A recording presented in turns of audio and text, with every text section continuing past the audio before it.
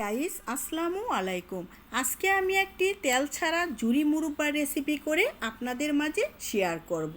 তো আমটাকে আমি ভালো করে আপনারা দেখতে পাচ্ছেন ছিলে নিয়েছি এবং ধুয়ে পরিষ্কার করে তারপরে একটা গ্রেটার দিয়ে ভালো করে গ্রেট করে নিচ্ছি।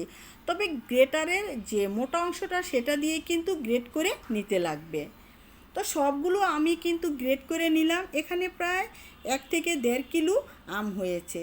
এখন আমি একটা সিক্রেট মশলা তৈরি করব। তাই চুলায় প্যান বসালাম, চুলার ফ্লেমটা মিডিয়ামে রেখে এখন আমি দিয়ে দিলাম 1 চা চামচ হচ্ছে পাঁচফোড়ন, তারপর মৌরি দিয়ে দিচ্ছি 1 চা চামচ,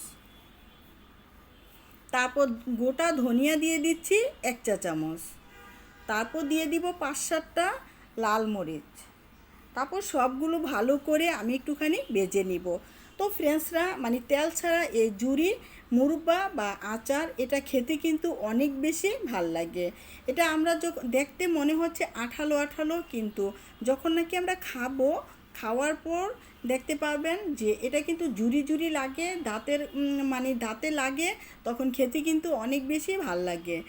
আর এটার টেস্টটা কিন্তু মুরব্বার একটা টেস্ট আসবে এবং আচারেরও টেস্ট আসবে। একটা আচার কিন্তু আমরা দুইটা কিন্তু টেস্ট পেয়ে যাব। তো হয়ে গিয়েছে এটা ভাজা, এখন আমি গুঁড়ো করে নিব। তারপর মূল রেসিপিতে চলে যাচ্ছি। চুলায় প্যান বসালাম, চুলা ফ্লেমটা মিডিয়ামে রেখে আমঝুরিগুলো অ্যাড করে দিলাম। আপনারা চাইলে চিনি দিয়েও করতে পারেন বা গুড় দিয়েও করতে পারেন, বাট গুড় দিয়ে যদি করেন তাহলে কিন্তু এটা কালারটা অনেক বেশি সুন্দর হবে এবং দেখতেও অনেক বেশি নাইস লাগবে। তো এক এক করে সবগুলো উপকরণ দিয়ে দিব, একটুখানি নেড়ে চেড়ে।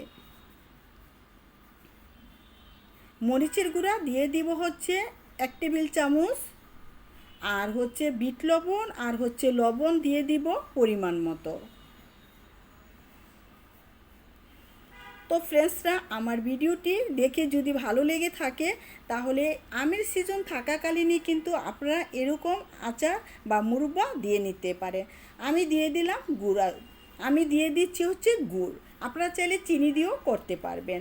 গুড়টা যখন একটুখানি নাড়বো চাড়বো তখনই কিন্তু গুড় থেকে যথেষ্ট পরিমাণ আম থেকে পানি বের হয়ে আসবে। এই পানিটাই কিন্তু আমটাকে একেবারে সিদ্ধ করে ফেলে। আর দিয়ে দিলাম সাদা সিরকা 1 টেবিল চামচ।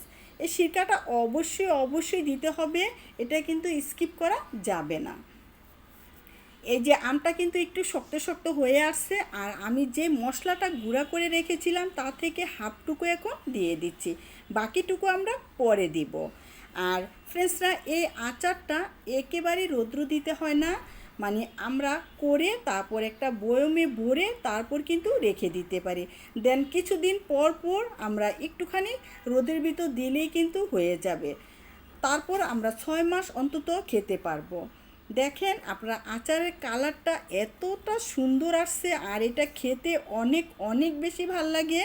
একে আঠালো আঠালো দেখতে মনে হচ্ছে, কিন্তু এটা কিন্তু ওই যে আমের যে ঝুরিটা আছে সেই ঝুরিটা কিন্তু থেকেই যাবে। সেজন্য এটা খেতে টেস্টটা অনেক বেশি ভাল লাগে। মুরব্বা আমরা যখন দাঁতে লাগাই তখন কিন্তু যেরকম একটা শক্ত শক্ত ফিল করি, ঠিক এরকমই একটা ফিল করব। বাকিটুকু মশলা দিয়ে দিলাম, দিয়ে তারপর আবার 5 থেকে 6 মিনিট চুলার ফ্লেমটা একেবারে লো ফ্লেমে রেখে তারপর নেড়ে চেড়ে আমি কুক করব। কুক করার পর এক পর্যায়ে হয়ে গিয়েছে। তো হয়ে গেল আমার অনেক মজাদার ঝুরি মুরব্বা।